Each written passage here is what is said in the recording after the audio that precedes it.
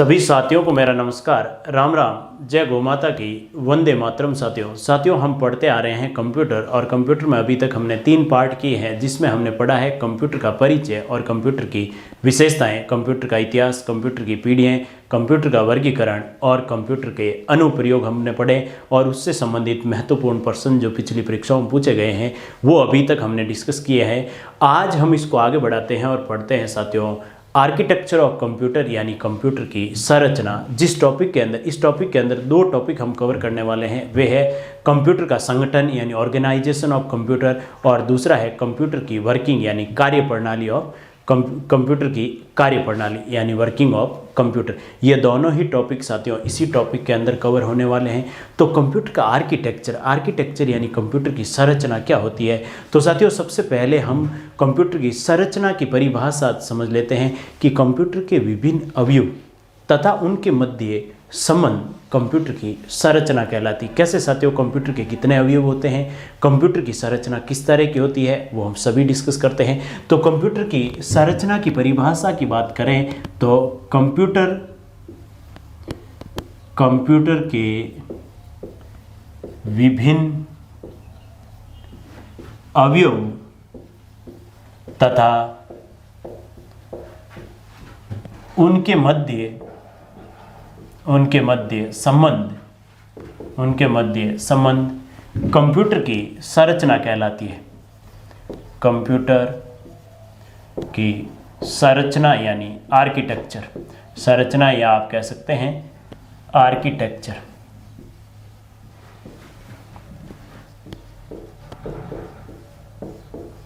Computer के विभिन्न अवयव तथा उनके मध्य संबंध को कंप्यूटर की संरचना यानी आर्किटेक्चर कहा जाता है साथियों।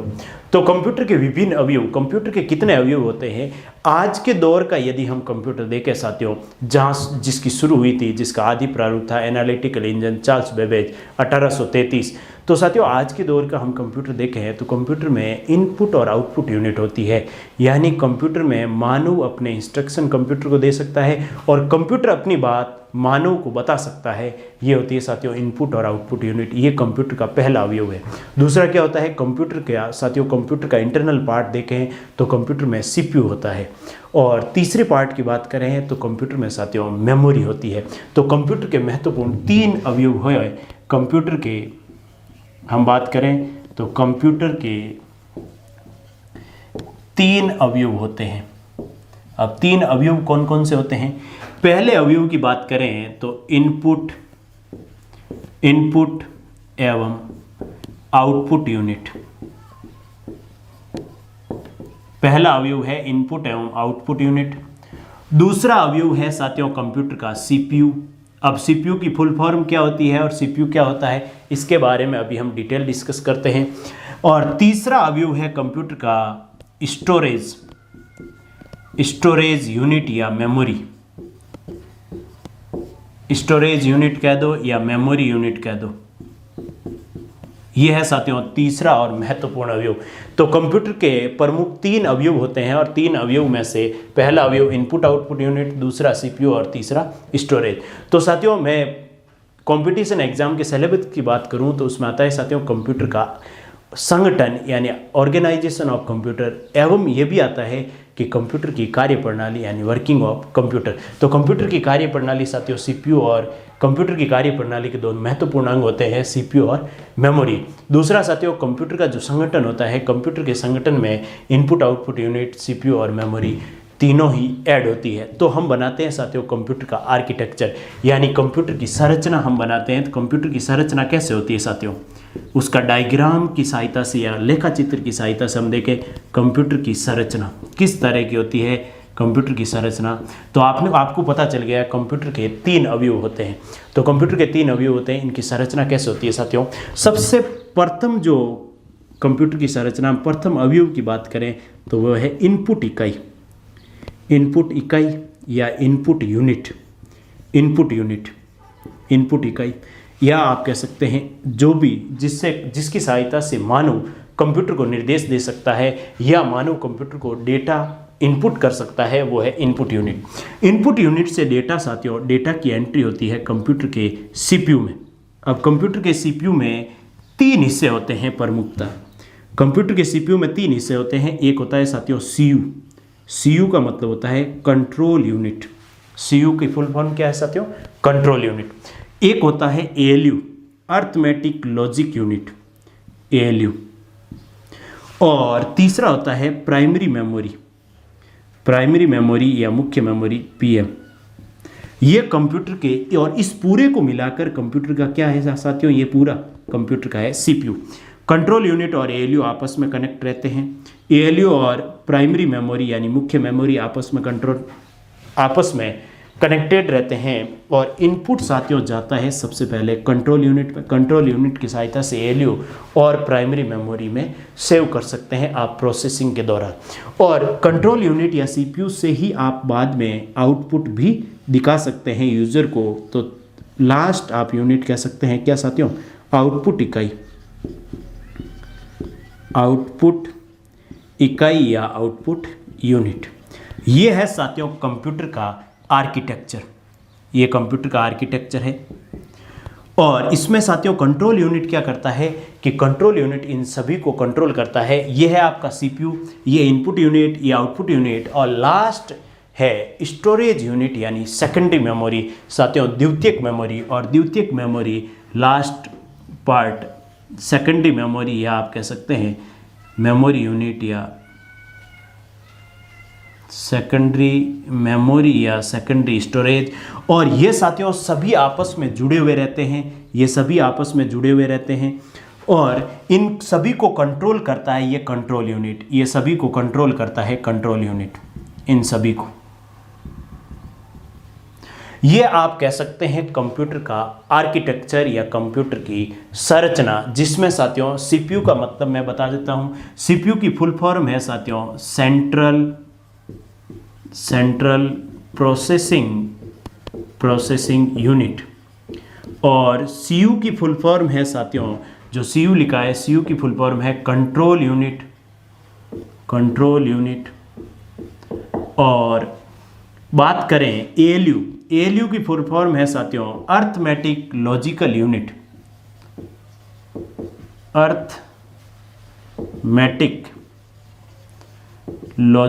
Arithmetic and logical unit. ये है एएलयू की फुल फॉर्म। और पीएम की मतलब प्राइमरी मेमोरी।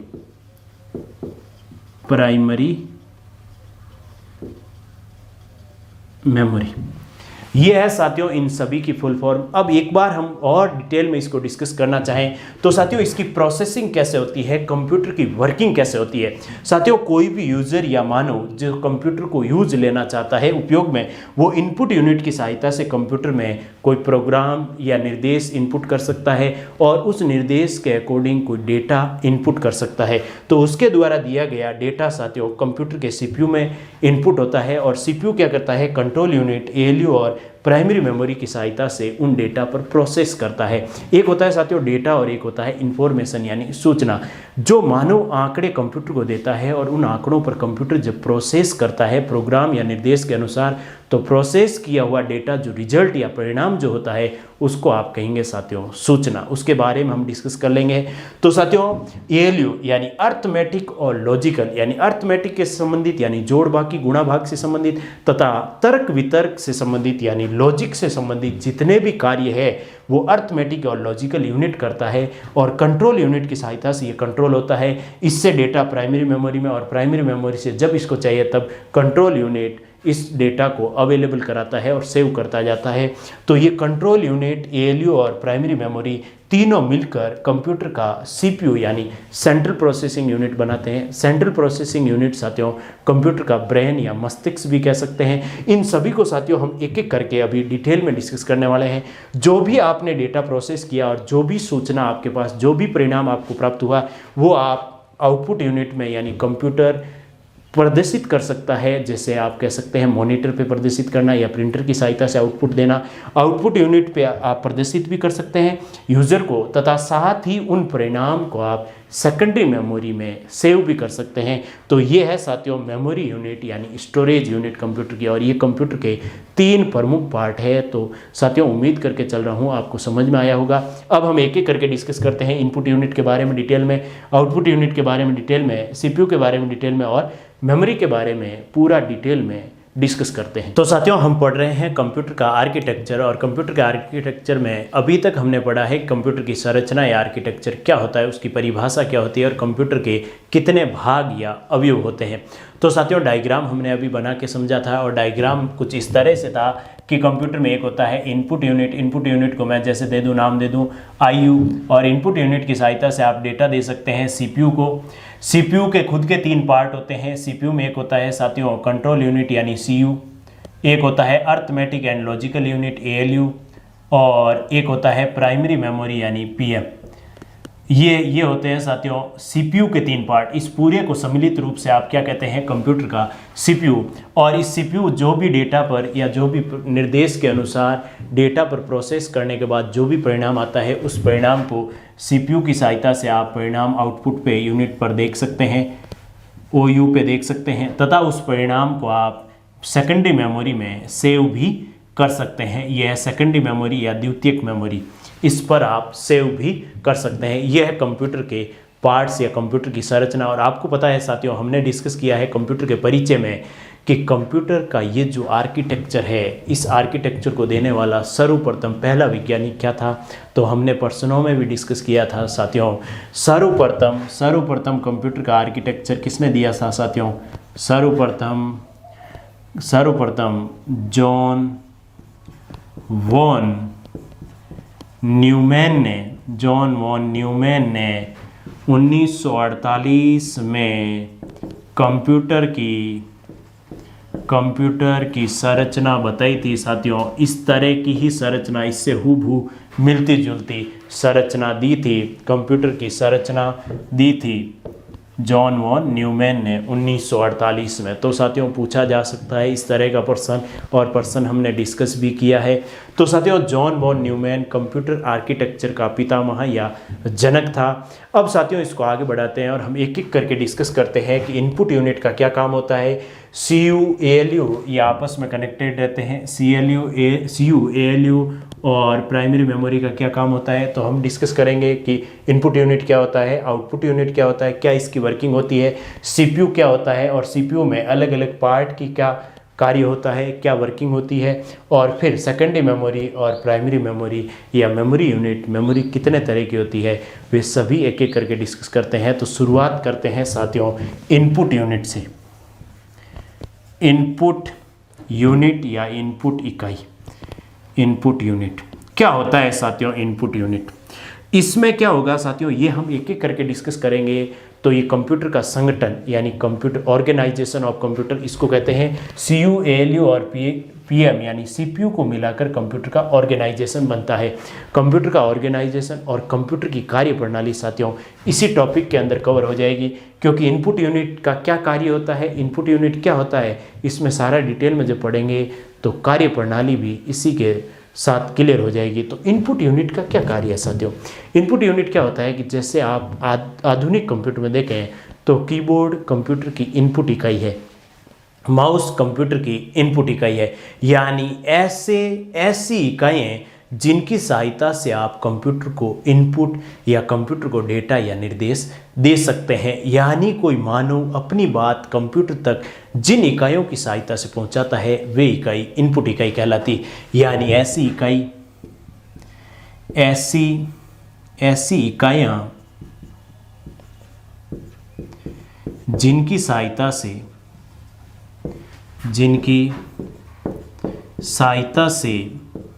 उपयोगकर्ता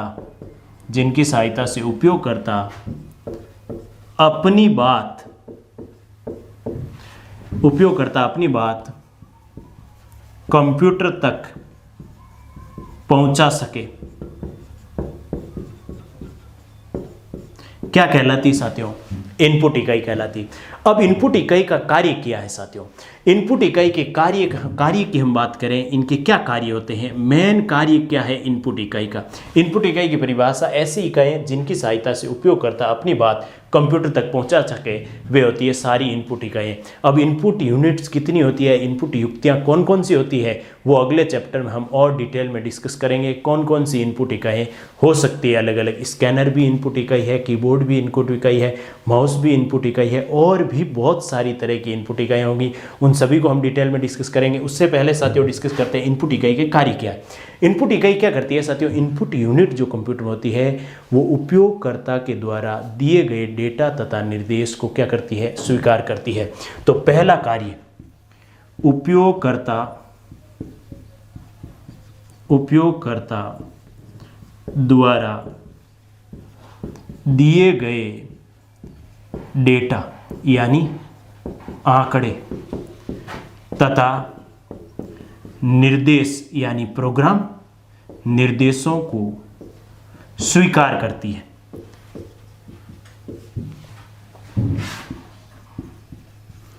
पहला कार्य इनपुट यूनिट का उपयोगकर्ता द्वारा दिए गए डेटा तथा निर्देशों को क्या करती है? एक्सेप्ट करती है यानी स्वीकार करती है। अब इनपुट यूनिट का दूसरा कार्य क्या है? क्या हम कंप्यूटर में कीबोर्ड में 5 दबाएंगे, क्या कंप्यूटर वो समझ जाएगा?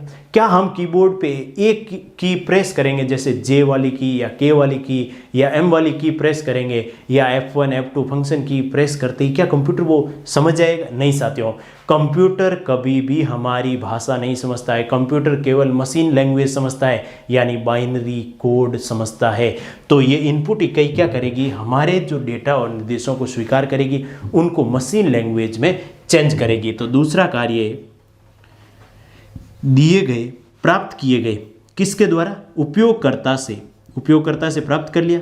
उपयोगकर्ता से प्राप्त किए गए डेटा तथा निर्देशों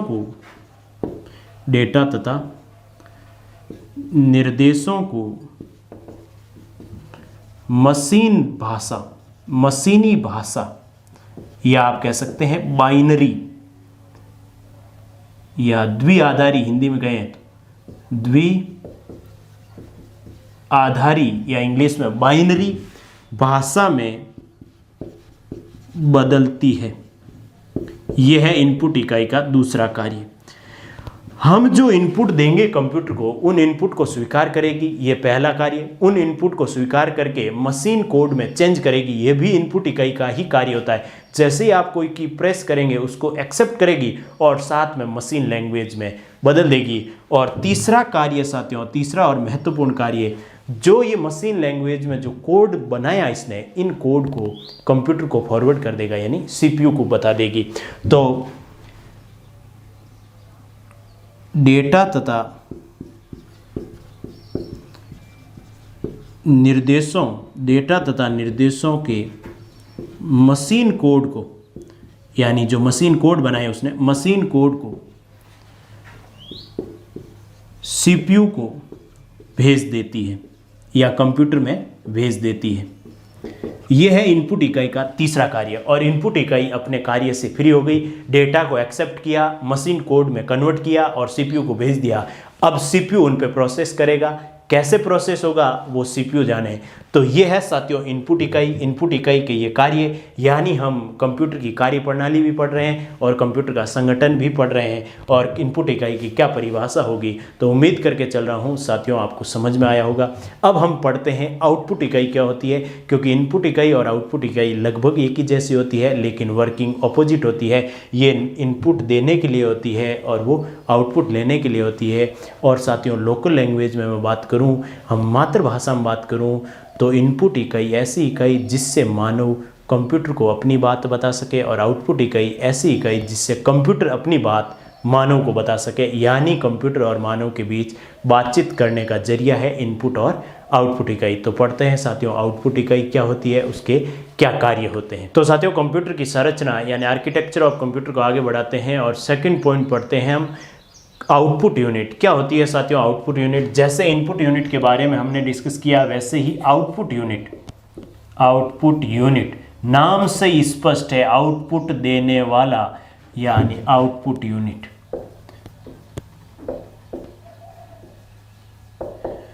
तो नाम से स्पष्ट है, आउटपुट यूनिट। क्या कार्य होता है साथियों?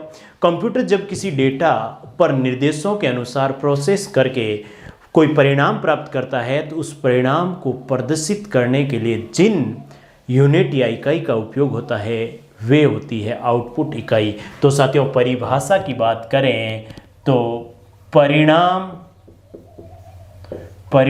को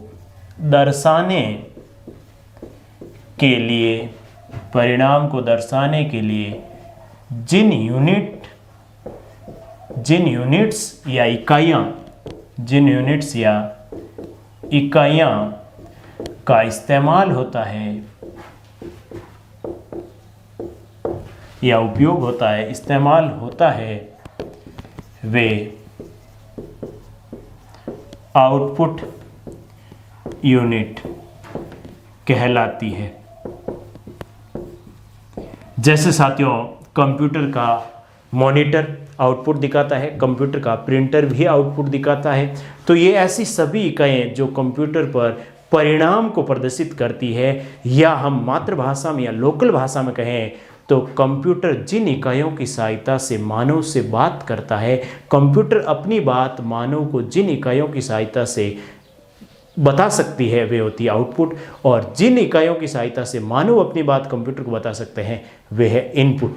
और ये है इनपुट आउटपुट इकाई। और इसके कार्य क्या होते हैं साथियों? इसका कार्य ये होता है कि कंप्यूटर जो भी परिणाम प्राप्त करता है वो कंप्यूटर के द्वारा दिए गए परिणाम को ये आउटपुट इकाई क्या करती है? स्वीकार करती है। पहला, आंकड़ों के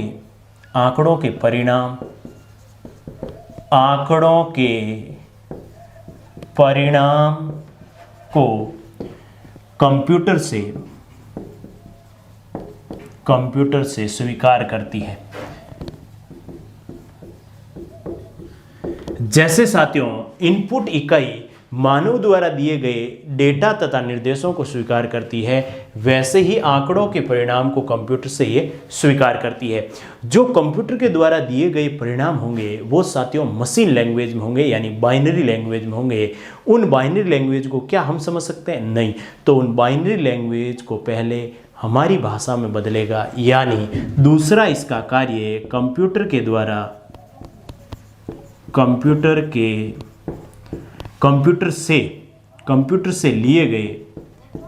से लिए गए मशीनी कोड को मानव के समझने योग्य रूप में बदलती है। यह है आउटपुट इकाई का दूसरा कार्य। पहले तो कंप्यूटर से परिणाम प्राप्त करेगा, डेटा प्राप्त करेगी, फिर उन डेटा को जो मशीनी कोड को मानव के समझने योग्य रूप में बदलती है। अब तीसरा कार्य क्या है? प्रदर्शित कर देती है। तीसरा कार्य है इसका जो मानव के समझने योग्य रूप को किसके सामने प्रदर्शित कर देती है? मानव के सामने प्रदर्शित कर देती है। तो साथियों तीसरा कार्य है परिणाम तथा आंकड़े कह सकते हैं साथियों। परिणाम तथा आंकड़ों को प्रदर्शित करती है।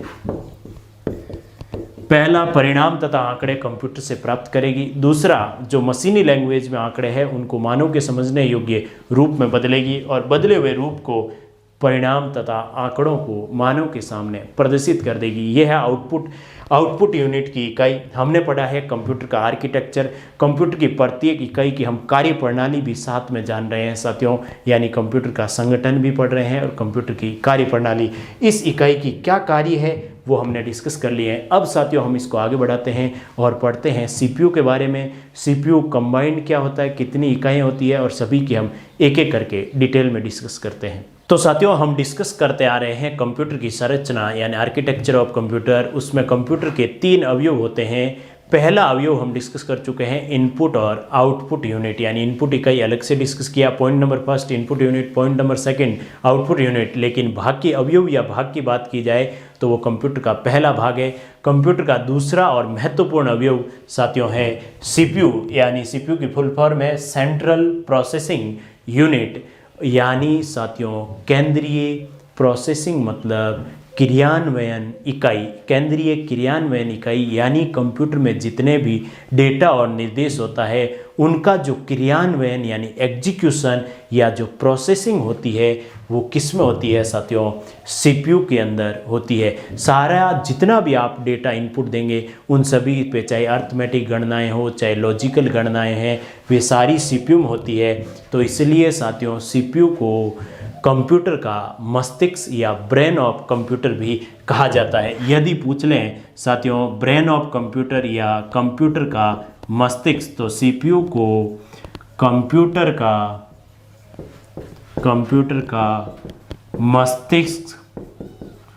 मस्तिष्क या आप कह सकते हैं ब्रेन ऑफ कंप्यूटर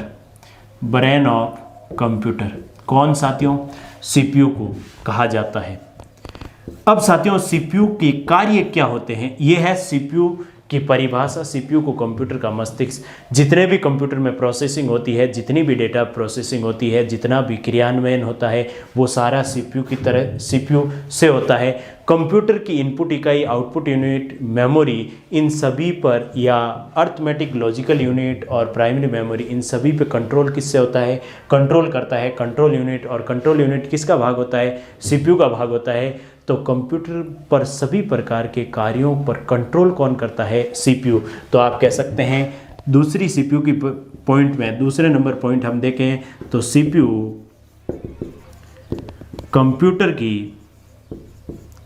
की सभी इकाइयों को, कंप्यूटर की सभी इकाइयों या सभी यूनिट्स, कंप्यूटर की सभी यूनिट्स को कंट्रोल करता है। और कंट्रोल कहाँ से होता है साथियों, कंट्रोल यूनिट से। और कंट्रोल यूनिट किसका पार्ट है, सीपीयू का, कंट्रोल करता है, सीपीयू ही कंट्रोल करता है सभी को। ये है साथियों सीपीयू के बारे में इंट्रोडक्शन। अब सीपीयू के कार्य क्या होते हैं, सीपीयू साथियों क्या करता है, सीपीयू का कार्य ये होता है कि जो भी डेटा या निर्देश इनपुट इकाई की सहायता से कंप्यूटर ने एक्सेप्ट किया है, यानी सीपीयू ने एक्सेप्ट किया है, क्योंकि इनपुट यूनिट यूजर की सहायता से, यूजर के द्वारा दिए गए डेटा को एक्सेप्ट कर लेता है, फिर उसको बाइनरी कोड में बदल देता है, फिर कंप्यूटर को दे देता है, यानी सीपीयू को दे देता है। अब सीपीयू को दे दिया तो सीपीयू क्या करता है, सीपीयू मेमोरी में स्टोर कर लेता है, यानी प्राथमिक मेमोरी में स्टोर हो जाता है वो डेटा। अब प्राथमिक मेमोरी से सीपीयू क्या करेगा, डेटा को उठाएगा और एएलयू में एक होता है, एएलयू का एक पार्ट होता है साथियों, एएलयू का ही पार्ट होता है एक रजिस्टर्स एएलयू के ही पार्ट होते हैं रजिस्टर। और रजिस्टर को आप कह सकते हैं मेमोरी। एक रजिस्टर्स एक मेमोरी होती है और मेमोरी बहुत ही छोटी होती है, लेकिन रजिस्टर्स की स्पीड बहुत ज़्यादा तेज होती है। तो सीपीयू क्या करेगा, प्राथमिक मेमोरी से डेटा और निर्देशों को उठाएगा और रजिस्टर में सेव कर देगा। अब रजिस्टर में रखने के बाद रजिस्टर से डेटा उठाएगा और एएलयू में उन डेटा और निर्देशों का क्रियान्वयन करेगा, और क्रियान्वयन करने के बाद जो भी परिणाम होगा तो परिणामी जो डेटा और निर्देश है उनको पुनः रजिस्टर से उठाकर प्राथमिक मेमोरी या मुख्य मेमोरी में सेव कर देता है। ये 3 कार्य होते हैं सीपीयू के। तो सीपीयू के कार्य की बात करें तो सीपीयू का पहला कार्य मुख्य मेमोरी या प्राथमिक मेमोरी, मुख्य मेमोरी या प्राइमरी मेमोरी, आप कह सकते हैं प्राइमरी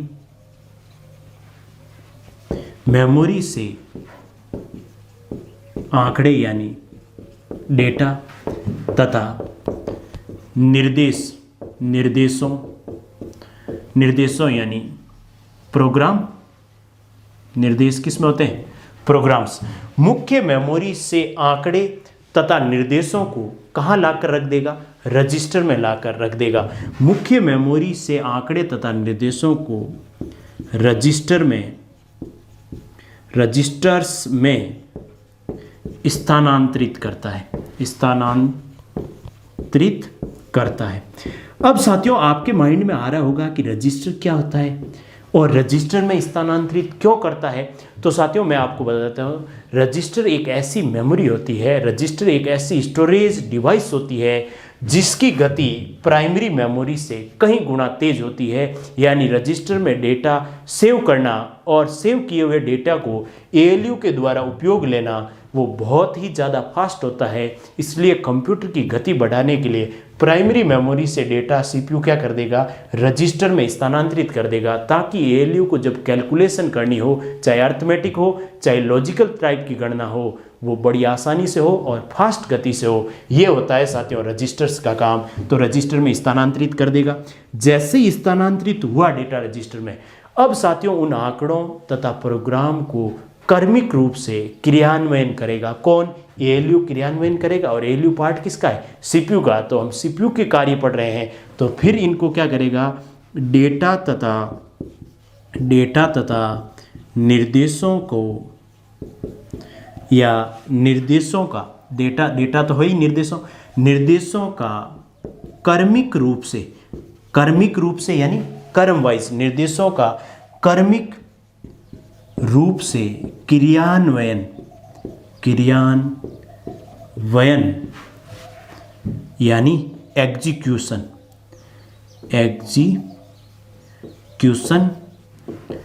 करता है, क्रियान्वयन करता है। यह है सीपीयू का दूसरा कार्य, निर्देशों का कर्मिक रूप से क्रियान्वयन, यानी जो निर्देश दिए गए हैं उनको क्रमबद्ध रूप से एग्जीक्यूट करता है साथियों, यह दूसरा कार्य। और तीसरा और महत्वपूर्ण कार्य है, यदि निर्देशों का एग्जीक्यूट कर दिया तो प्राप्त जो भी परिणाम होंगे वो एएलयू हाथों हाथ किस में स्टोर कर देता है। जो भी परिणाम प्राप्त होते हैं वो एएलयू तुरंत रजिस्टर में स्टोर कर देता है।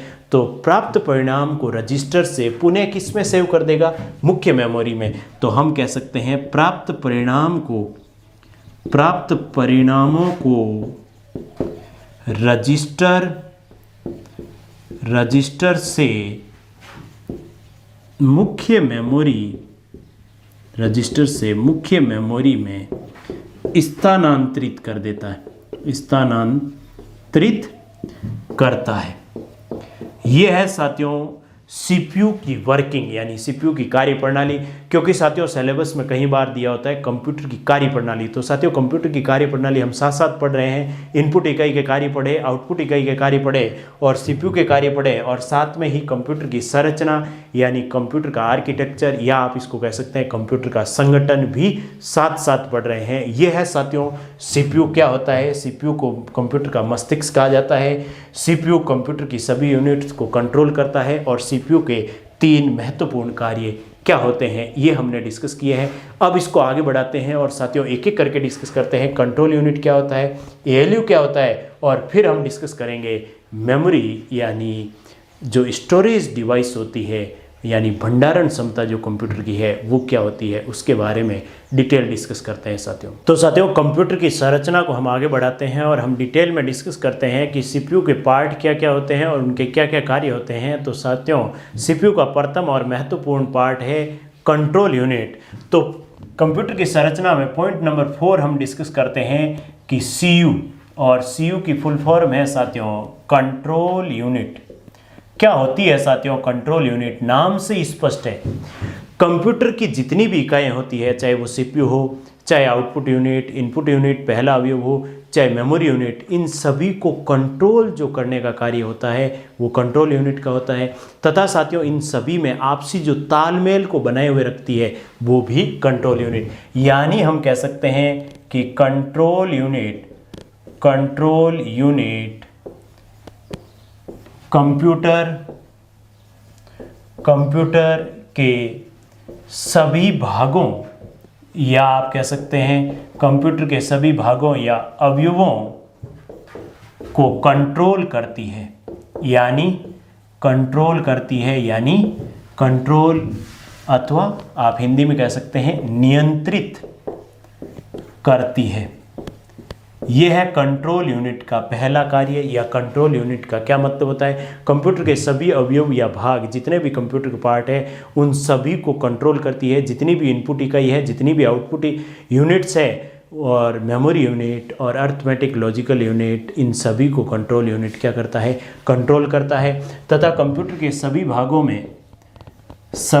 में आपसी तालमेल को बनाए हुए रखती है। सभी भागों में आपसी तालमेल बनाए हुए रखती है। आपसी तालमेल बनाए हुए रखती है, इसका क्या मतलब है कि कब आउटपुट यूनिट को आउटपुट देना है, कब इनपुट यूनिट को इनपुट ग्रहण करना है, कब मेमोरी में डेटा सेव होगा और कौन सा कार्य पहले होगा, कौन सा कार्य बाद में होगा, उनकी सीक्वेंस या ऑर्डर क्या होगा, वे सभी क्या होता है, सभी भागों में आपसी तालमेल का मीनिंग ये होता है। ये है साथियों कंट्रोल यूनिट। अब हम पढ़ते हैं पांचवा पॉइंट कंप्यूटर की संरचना में, पांचवा पॉइंट ALU यानी अर्थमेटिक एंड लॉजिकल यूनिट यानी गणितीय और तार्किक इकाई। अर्थमेटिक यानी गणितीय, लॉजिकल यानी तार्किक, यूनिट यानी इकाई। गणितीय और तार्किक इकाई का क्या कार्य होता है साथियों? इसका पहला कार्य होता है जितनी भी इसको संख्याएं इनपुट दी जाती है तो उन संख्याओं पे जितनी भी गणितीय क्रियाएं, जोड़, बाकी, गुणा, भाग करना तथा उन पे तार्किक गणनाएं करना, यानी कौन सी संख्या छोटी है, कौन सी बड़ी है, कौन सी दो संख्याएं बराबर नहीं है, कौन सी बराबर और बड़ी है, कौन सी छोटी और बराबर है। इस तरह के साथियों जितने भी तार्किक ऑपरेशन होते हैं वो करना, और गणितीय ऑपरेशन यानी इसका पहला कार्य गणितीय यानी गणितीय का मतलब जोड़, बाकी, गुणा, भाग। गणितीय तथा तार्किक मतलब छोटा, बराबर। तार्किक का मतलब होता है छोटा, बराबर या बड़ा, या बड़ा और बराबर, या बराबर नहीं। तार्किक कार्य करना, यह है इसका साथियों पहला कार्य। अर्थमेटिक और लॉजिकल यूनिट का कार्य है गणितीय और तार्किक कार्य करना, जो कि इसके नाम से ही स्पष्ट है। और क्या कार्य है साथियों? इस अर्थमेटिक लॉजिकल यूनिट में एक होता है रजिस्टर, जो अभी हमने पढ़ा है कि रजिस्टर क्या होता है। रजिस्टर या रजिस्टर्स, क्योंकि बहुत सारे रजिस्टर होते हैं। अब अर्थमेटिक लॉजिकल यूनिट में एक और पार्ट होता है रजिस्टर। रजिस्टर क्या होता है साथियों? एक ऐसी बाइट होती है, बाइट में मेमोरी होती है। रजिस्टर एक ऐसी मेमोरी होती है जिसमें ALU जो परिणाम प्राप्त करता है, जो भी डेटा और निर्देश का परिणाम प्राप्त करता है, उनको अस्थायी तौर पर रजिस्टर में सेव करता है। तो रजिस्टर ALU का पार्ट है। आप कह सकते हैं ALU का भाग है। रजिस्टर ALU का भाग है तथा यह एक ऐसी, आप कह सकते हैं यह एक ऐसी फास्टेस्ट मेमोरी है। फास्टेस्ट क्यों बोल रहा हूं? क्योंकि इसकी गति बहुत ज़्यादा तेज होती है। डेटा को एक्सेस करना और की जो गति है इसकी बहुत ही फास्टेस्ट है। यह एक ऐसी फास्टेस्ट मेमोरी है जिसमें ALU परिणाम तथा आंकड़ों को अस्थायी, क्योंकि ये स्थायी नहीं होती है साथियों। जैसे ही कंप्यूटर आप शट डाउन करते हैं, इसमें जितने भी डेटा होते हैं वे सारे रफ हो जाते हैं। ALU का भाग है, रजिस्टर ALU का भाग है तथा ये एक ऐसी फास्टेस्ट मेमोरी है जिसमें ALU परिणाम तथा आंकड़ों को अस्थायी रूप से स्टोर करता है, स्टोर या सेव करता है। ये काम करता है साथियों ALU। रजिस्टर में डेटा सेव करेगा, रजिस्टर से पुनः उठाएगा, फिर सेव करेगा, पुनः उठाएगा। क्यों? क्योंकि आपको पता है CPU मुख्य मेमोरी से डेटा को लाकर रजिस्टर में रख देगा। अब ALU जब भी गणनाएं करेगा, जब भी गणितीय और तार्किक गणनाएं करेगा, रजिस्टर से डेटा उठाएगा, गणनाएं करेगा, पुनः रजिस्टर में रख देगा, फिर रजिस्टर डेटा उठाएगा, पुनः क्रियान्वयन करेगा, एग्जीक्यूशन करेगा और रजिस्टर में रख देगा। और आपको पता है कि CPU का कार्य है रजिस्टर से पुनः डेटा मुख्य मेमोरी में रखना, क्योंकि रजिस्टर अस्थायी तौर पे होता है, उसमें डेटा परमानेंटली सेव नहीं होता है। ये है साथियों ALU और ALU की वर्किंग।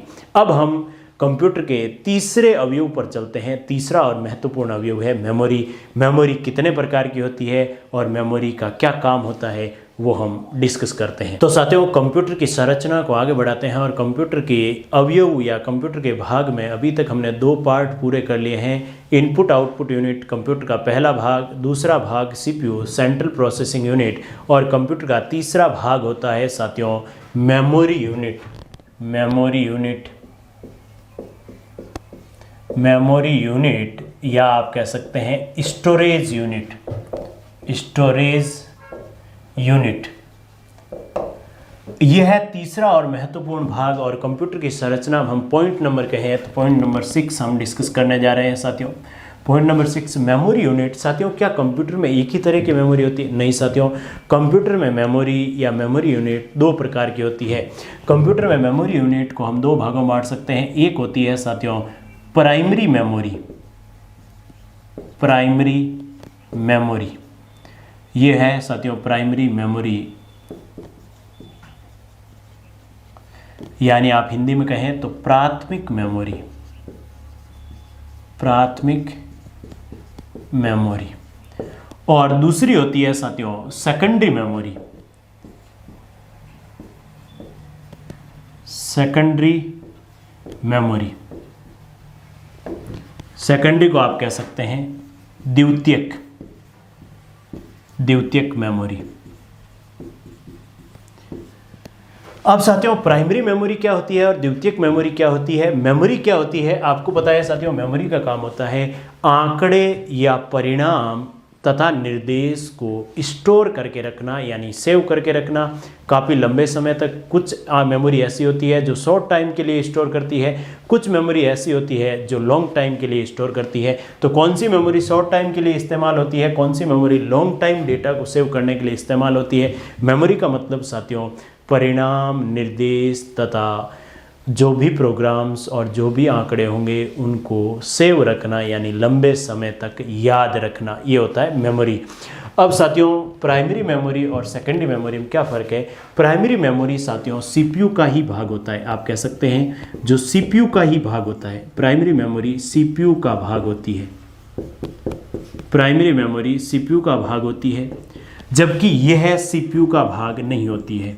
ये CPU का पार्ट नहीं होती है, ये अलग से पार्ट होती है। जैसा कि मैंने कंप्यूटर आर्किटेक्चर बनाया उसमें लिखा है साथियों CPU के अंदर लिखा प्राइमरी मेमोरी, CPU से बाहर लिखा है सेंट्रल मेमोरी, ये सेकेंडरी मेमोरी। CPU का भाग नहीं होती है।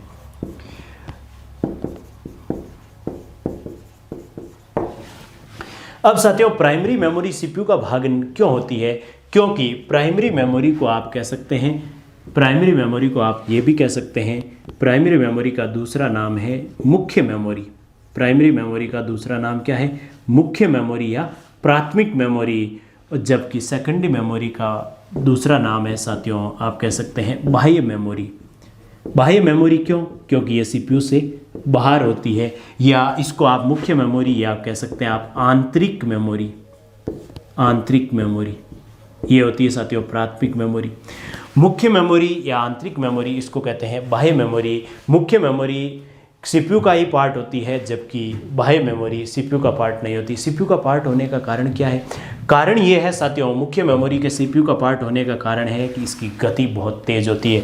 गति तेज होती है, इसकी गति तेज होती है, जबकि जो सेकेंडरी मेमोरी है इसकी गति धीरे होती है। गति धीरे होती है। तो साथियों गति धीरे और तेज होने के कारण, गति तेज होने के कारण ये मुख्य या आंतरिक मेमोरी है, गति धीरे होने के कारण ही ये बाह्य मेमोरी है। गति तेज होने के कारण जब CPU किसी निर्देश या आंकड़ों पर जब प्रोसेस करता है, निर्देशों के अनुसार एग्जीक्यूशन करता है, तो उसको साथियों फटाफट आंकड़े चाहिए होते हैं और उन आंकड़ों को फटाफट सेव करना होता है, फिर चाहिए होते हैं, फिर उनको निर्देशों को सेव करना होता है। तो CPU क्या करेगा? प्राइमरी मेमोरी में ही उन आंकड़ों को सेव करेगा, क्योंकि प्राइमरी मेमोरी की गति तेज है। दूसरा कार्य क्या होता है साथियों, इसकी जो भंडारण क्षमता होती है यानी स्टोरेज कैपेसिटी, भंडारण क्षमता कम होती है।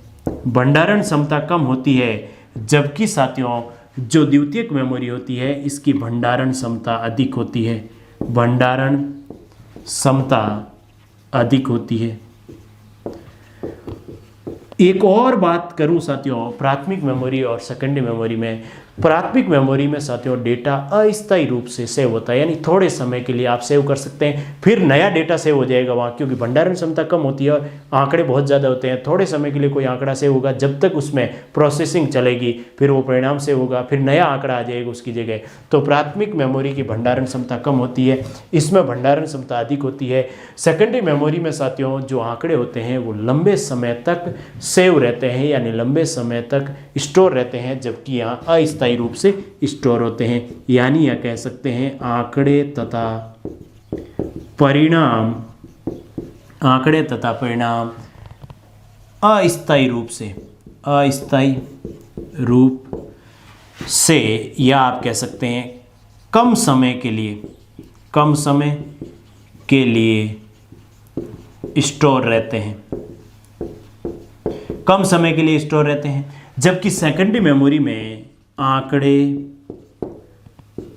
आंकड़े तथा परिणाम लंबे समय के लिए, लंबे समय के लिए सेव रहते हैं। जैसे साथियों अब हम उदाहरण की बात करें कि सर उदाहरण बताइए कि प्राथमिक मेमोरी का क्या उदाहरण है और द्वितीयक मेमोरी का क्या उदाहरण है, यानी प्राइमरी मेमोरी का क्या उदाहरण है। द्वितीयक मेमोरी को बाह्य मेमोरी भी कहते हैं, जबकि इसको मुख्य या आंतरिक मेमोरी सीपीयू का भाग होती है, सीपीयू का भाग नहीं होती है, गति तेज होती है, भंडारण क्षमता कम होती है, अस्थायी रूप से आंकड़े सेव रहते हैं। अब साथियों प्राथमिक मेमोरी को दो और भागों में बांटा गया है, रैम और रोम, यानी रैंडम एक्सेस मेमोरी और रीड ओनली मेमोरी, उसके बारे में हम डिस्कस करते हैं। अब द्वितीयक मेमोरी के क्या उदाहरण है साथियों। द्वितीयक मेमोरी जो आज के युग में हम देखें तो द्वितीयक मेमोरी के उदाहरण जो भी पेन ड्राइव, कार्ड या जो सीडी या आप कह सकते हैं हार्ड डिस्क, ये सारे इसके उदाहरण हैं। तो उदाहरण की बात करूं साथियों तो सेकेंडरी मेमोरी के मैं उदाहरण की बात करूं तो उदाहरण है साथियों मैग्नेटिक टैप, मैग्नेटिक। अब मैग्नेटिक टैप कौन सी होती है साथियों, जो आप एटीएम कार्ड होता है, एटीएम कार्ड के पीछे जहाँ एटीएम आप एटीएम के अंदर एंटर करते हैं एटीएम मशीन के अंदर, तो एटीएम मशीन एटीएम कार्ड पे लिखे हुए डेटा को कैसे रीड करती है, वहाँ मैग्नेटिक टैप होता है। एटीएम के पीछे एक काली पट्टी होती है साथियों, एटीएम कार्ड पे, एटीएम कार्ड पे जो काली पट्टी होती है उसको कहते हैं मैग्नेटिक टैप, और एटीएम जैसे कई कार्ड पे ये इस्तेमाल होती है। तो सेकेंडरी मेमोरी का उदाहरण है मैग्नेटिक टैप, हार्ड डिस्क, जो हार्ड डिस्क आती है एक्सटर्नल और इंटरनल दोनों ही। और कौन सा उदाहरण है magnetic tape, hard disk, card यानी मेमोरी कार्ड, और pen drive, pen drive, card, pen drive, CD, ये सारे जो उदाहरण है, जो सीडी होती है यानी फ्लॉपी डिस्क, या आप कह सकते हैं ये पेन ड्राइव और hard card, hard disk, magnetic tap, ये सभी उदाहरण है साथियों सेकेंडरी मेमोरी के। तो प्राइमरी मेमोरी के उदाहरण कौन से हैं साथियों, रैम और रोम। तो रैम और रोम क्या होती है, यह तो हमें पता है कौन कौन सी डिस्क होती है, अलग अलग टाइप की डिस्क होती है, वे सभी साथियों हार्ड डिस्क यानी सेकेंडरी मेमोरी से रिलेटेड है। अब साथियों इसको आगे बढ़ाते हैं और प्राइमरी मेमोरी के दो पार्ट है रैम और रोम, उनको हम डिस्कस करते हैं। तो साथियों कंप्यूटर आर्किटेक्चर को आगे बढ़ाते हैं और इसमें 7वां पॉइंट हम डिस्कस करते हैं कि प्राथमिक मेमोरी को और कितने भागों में बांटा जाता है। तो पॉइंट नंबर 7 है इसमें साथियों प्राइमरी मेमोरी। जो प्राइमरी मेमोरी है या आप इसको कह सकते हैं मुख्य मेमोरी, प्राइमरी मेमोरी या आप कह सकते हैं मुख्य मेमोरी को कितने भागों में बांटा जा सकता है, या प्राथमिक मेमोरी या आंतरिक मेमोरी, क्योंकि ये सीपीयू के अंदर रहती है। तो सीपीयू का इंटरनल पार्ट होती है ये प्राथमिक मेमोरी या मुख्य मेमोरी या आंतरिक मेमोरी। इसको दो भागों में बांटा गया, एक होता है साथियों रैम, RAM, और दूसरा होता है रोम यानी ROM। अब इसकी फुल फॉर्म क्या है, रैम की फुल फॉर्म है साथियों रैंडम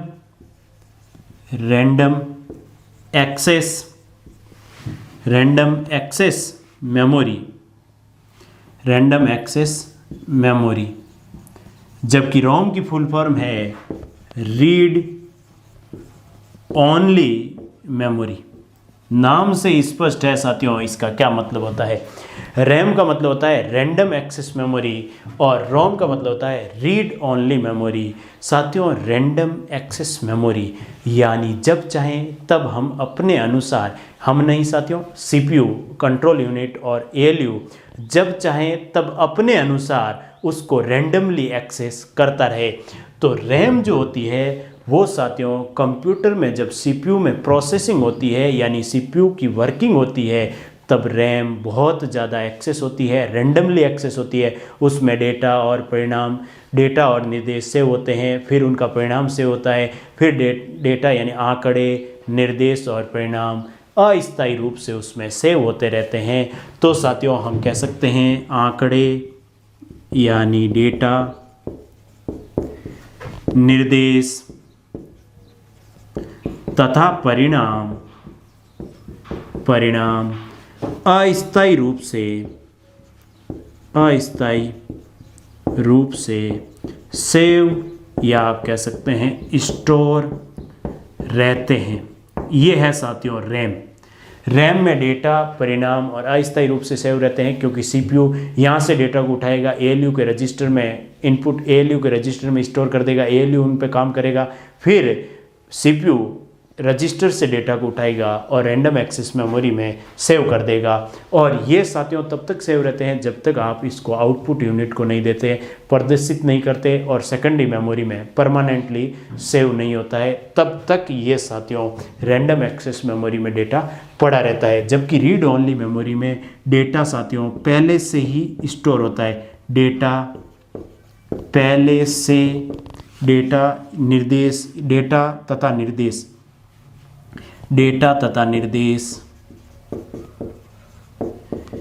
पहले से ही स्टोर होता है, आप उसमें स्टोर नहीं कर सकते साथियों। इसमें तो आंकड़े, निर्देश तथा परिणाम अस्थायी रूप से सेव होते हैं, जबकि इसमें साथियों डेटा पहले से ही स्टोर होता है। आप उन डेटा को केवल पढ़ सकते हैं, स्टोर कर नहीं सकते। स्टोर होते हैं नहीं साथियों, स्टोर करते हैं, अस्थायी रूप से सेव या स्टोर कर सकते हैं। रैम में हम डेटा को अस्थायी रूप से स्टोर कर सकते हैं, जबकि रोम में डेटा और निर्देश पहले से ही स्टोर होते हैं। क्योंकि साथियों इसका नाम ही है रीड ओनली मेमोरी। आप इसमें से डेटा को केवल पढ़ सकते हैं, उसमें कोई फेरबदल नहीं कर सकते। इसमें साथियों हम डेटा में फेरबदल कर सकते हैं। डेटा सेव किया, फिर उस पर और नया डेटा सेव हो सकता है, यानी आंकड़े तथा निर्देशों में परिवर्तन हो सकता है।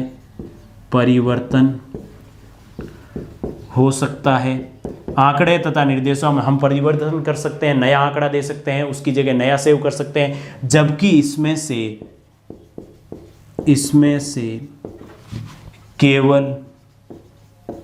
केवल डेटा तथा आंकड़े पढ़ सकते हो आप, इसके अलावा कुछ नहीं कर सकते साथियों।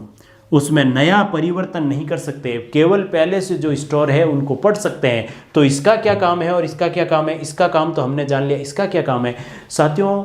कुछ ऐसे कार्य होते हैं कंप्यूटर के जो कंप्यूटर जब भी स्टार्ट होगा वो करना पड़ेगा, यानी हर बार कंप्यूटर जब भी स्टार्ट होगा कुछ ऐसे कार्य कंप्यूटर को करने होते हैं, जैसे इनपुट आउटपुट यूनिट पे कंट्रोल करना, सेकेंडरी मेमोरी में डेटा सेव करना। कंप्यूटर ऑन होते ही कुछ कार्य ऐसे होते हैं जो परमानेंटली होते हैं। तो वे कार्य जो होते हैं वे कार्य साथियों सेव होते हैं रोम में। जैसे उदाहरण के रूप में देखें तो पुराने कंप्यूटर में बायोस यानी बेसिक इनपुट आउटपुट सिस्टम, आप इसकी फुल फॉर्म देखें तो basic input output system. Basic input output system जो होता है वो बायोस साथियों सेव रहता है रोम में, और रोम में कई सारे ऐसे प्रोग्राम हैं जो परमानेंटली सेव रहते हैं, उनको कंप्यूटर रीड करता है और सीपीयू उनके अनुसार वर्किंग करता है तो साथियों रोम का महत्वपूर्ण यूज है। केवल उसमें से आंकड़ा रीड होगा और बहुत सारे प्रोग्राम हैं जो बार बार क्रियान्वयन जिनका होना है वो रोम में सेव कर लेते हैं, वो परमानेंटली सेव होता है। इसमें डेटा साथियों अस्थायी रूप से सेव होता है, जबकि इसमें डेटा और निर्देश पहले से ही सेव होता है तथा इसमें परमानेंट होते हैं साथियों। डेटा और निर्देश परमानेंटली सेव होते हैं। तीसरा और महत्वपूर्ण आप इसका उपयोग देखें तो जैसे ही कंप्यूटर स्विच ऑफ होता है ये डेटा क्या होते हैं, रप हो जाते हैं यानी मिट जाते हैं। यानी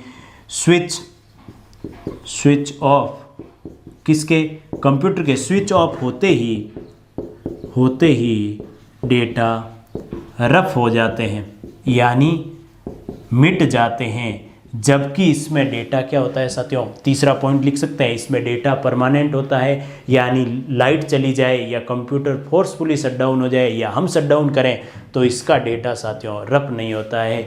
ये है रैम और रोम में क्या भिन्नताएं होगी, क्या भिन्नताएं होती है वो हमने डिस्कस करने की कोशिश की। ये है साथियों कंप्यूटर का आर्किटेक्चर यानी कंप्यूटर की संरचना, जिसके अंदर हमने पढ़ा है कंप्यूटर की कार्यप्रणाली और ऑर्गेनाइजेशन ऑफ कंप्यूटर भी पढ़ लिया।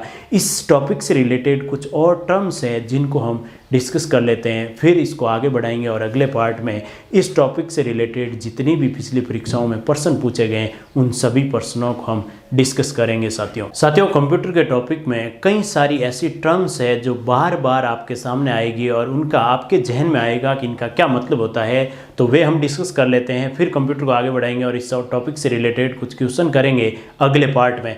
तो साथियों एक है डेटा, ये बार बार आपके सामने आएगा। डेटा क्या होता है डेटा, तो साथियों जो भी कंप्यूटर के लिए जो भी आंकड़े होते हैं यानी प्राथमिक आंकड़े जो कह सकते हैं हम, जैसे हमने कुछ संख्याएं कंप्यूटर को इनपुट दी या कुछ ऐसे आंकड़े कंप्यूटर को इनपुट दिया जैसे आयु के आंकड़े इनपुट दिए या वजन के आंकड़े कंप्यूटर को दिए, तो वे होते हैं साथियों डेटा या आप कह सकते हैं प्राथमिक आंकड़े। प्राथमिक आंकड़े आप कह सकते हैं या आप कह सकते हैं केवल आंकड़े या संख्याएं कह सकते हैं। जो कंप्यूटर के लिए जो प्राथमिक आंकड़े होते हैं उनको आप कह सकते हैं डेटा।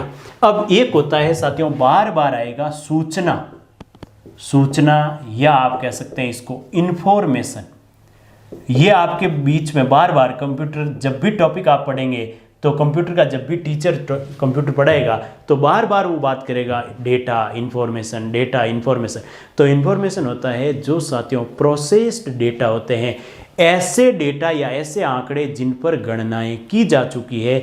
जो द्वितीयक आंकड़े होते हैं उनको आप कह सकते हैं सूचना, यानी ऐसे आंकड़े साथियों द्वितीयक नहीं, ऐसे आंकड़े जिन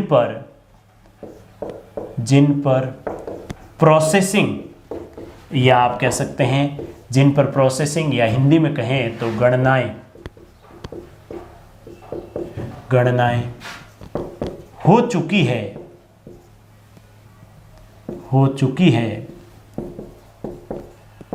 उनका, ऐसे आंकड़े जिन पर प्रोसेसिंग या गणनाएं हो चुकी है उनका परिणाम तथा वे आंकड़े क्या कहलाते हैं साथियों, उनका परिणाम तथा वे आंकड़े सूचनाएं कहलाती है। कंप्यूटर के लिए सूचनाएं कहलाती है, उनका परिणाम तथा वे आंकड़े कंप्यूटर के लिए क्या कहलाती है साथियों, सूचनाएं। यानी 2 + 3 तो 2 + 3 = 5 यानी परिणाम 5 और 2 और 3 वे प्रोसेस्ड आंकड़े हो गए तो वे क्या कहलाती है कंप्यूटर के लिए, इंफॉर्मेशन या सूचनाएं। ये 2 टर्म्स है। एक और टर्म्स आती है साथियों कंप्यूटर में, एक और टर्म आती है कि बस क्या होती है कंप्यूटर में। आपको पता है कि यदि हम आम भाषा में कहें, बोलचाल की भाषा में कहें तो बस यानी यात्रियों को लाने ले जाने वाला व्हीकल क्या कहलाते हैं, बस। तो कंप्यूटर में क्या यात्री होते हैं, नहीं। कंप्यूटर में आंकड़े, निर्देश तथा परिणाम को एक इकाई से दूसरी इकाई तक लाने और ले जाने में जिसका उपयोग होता है वे होती है बस। और वहाँ आंकड़ों को एक स्थान से दूसरे स्थान लाने के लिए क्या होते हैं साथियों, विशेष प्रकार के तार। यानी आप कह सकते हैं विशेष प्रकार तार, विशेष प्रकार के तार जो कंप्यूटर में डेटा निर्देशों तथा परिणामों को एक अवयव से दूसरे अवयव तक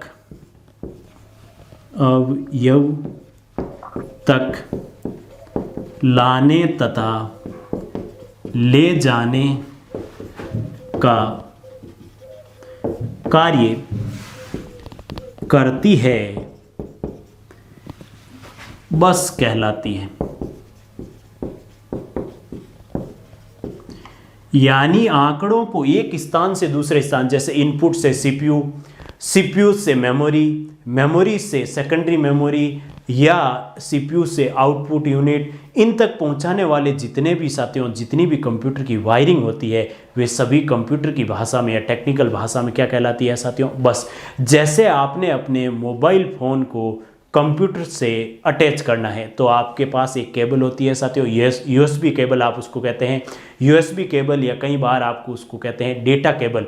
तो डेटा केबल साथियों बस होती है जो डेटा को कंप्यूटर से आपके मोबाइल और मोबाइल से कंप्यूटर में स्थानांतरित करने के काम आती है, उसको कहते हैं साथियों बस। तो बस कितने तरह की होती है, बस दो तरह की होती है, एक होती है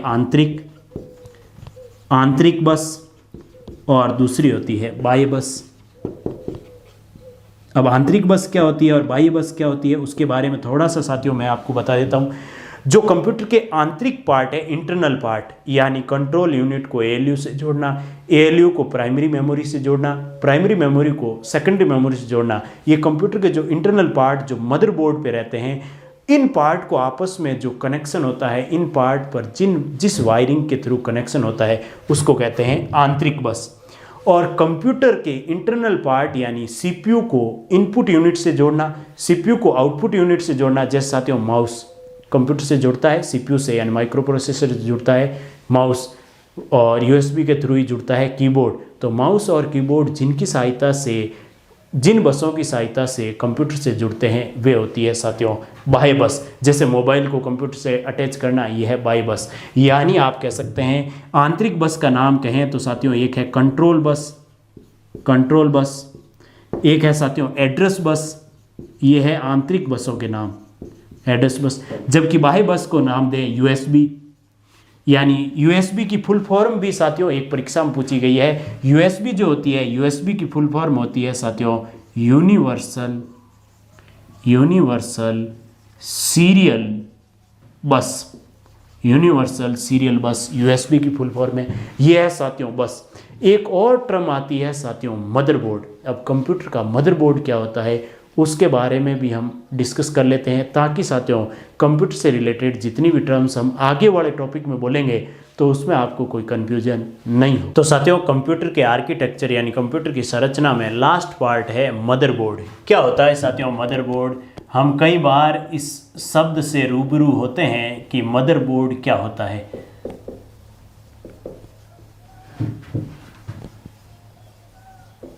क्या होता है मदरबोर्ड?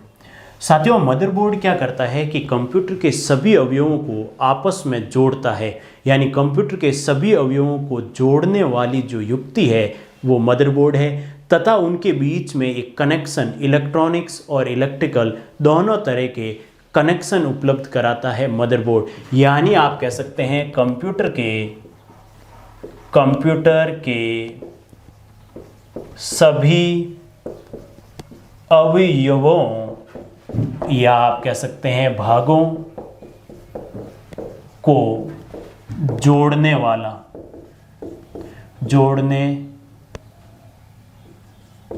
क्या कहलाता है? मदरबोर्ड।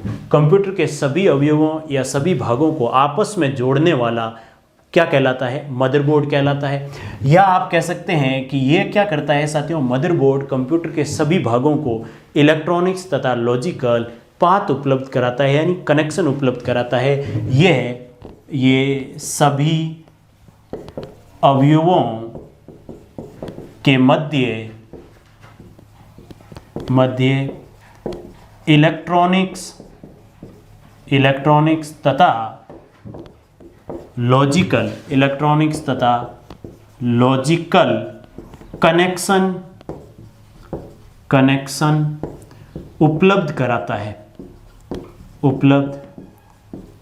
है। ये होता है साथियों मदरबोर्ड। अब समझते हैं मदरबोर्ड क्या होता है। मदरबोर्ड साथियों जो डेस्कटॉप कंप्यूटर में जो डेस्कटॉप होता है उस पर क्या होता है कि उसमें एक मदरबोर्ड एक सर्किट होता है, उसके ऊपर सीपीयू भी अटैच होता है, मेमोरी भी उस पर लग सकती है और उस पर कहीं एक्सटर्नल मेमोरी भी लगाना चाहें तो वो भी लग सकती है, जैसे माउस, कीबोर्ड या मॉनिटर सभी साथियों मदरबोर्ड से जुड़े हुए रहते हैं। यानी मदरबोर्ड बाकी जो पेरिफेरल डिवाइसेज है उनको भी कनेक्शन उपलब्ध कराता है, जैसे यूएसबी पोर्ट सारे कनेक्टेड होते हैं मदरबोर्ड से। यानी मदरबोर्ड इलेक्ट्रॉनिक तथा लॉजिकल कनेक्शन उपलब्ध कराता है कंप्यूटर के सभी भागों के मध्य, चाहे वो प्रिंटर हो, चाहे स्कैनर हो, चाहे मॉनिटर हो, चाहे कीबोर्ड हो, चाहे माउस हो, चाहे कोई और यूएसबी यानी आप पेन ड्राइव लगाना चाहें या और कोई मोबाइल कनेक्ट करना चाहें तो वे सारे कहाँ पे कनेक्ट होते हैं साथियों मदरबोर्ड पे सीपीयू मदरबोर्ड पे यानी प्रोसेसर माइक्रो प्रोसेसर मदरबोर्ड पे लगा होता है, सेकेंडरी मेमोरी भी मदरबोर्ड पे लगी होती है। तो मदरबोर्ड साथियों कंप्यूटर के सभी अवयवों को जोड़ने वाला होता है तथा उन सभी को कनेक्शन उपलब्ध कराता है। यह है मदरबोर्ड और यह है साथियों कंप्यूटर का आर्किटेक्चर। हमने पढ़ा है कंप्यूटर की कार्यप्रणाली, कंप्यूटर का संगठन भी पढ़ा है। तो सभी साथियों को समय देने के लिए बहुत बहुत धन्यवाद। जय राम जी की साथियों।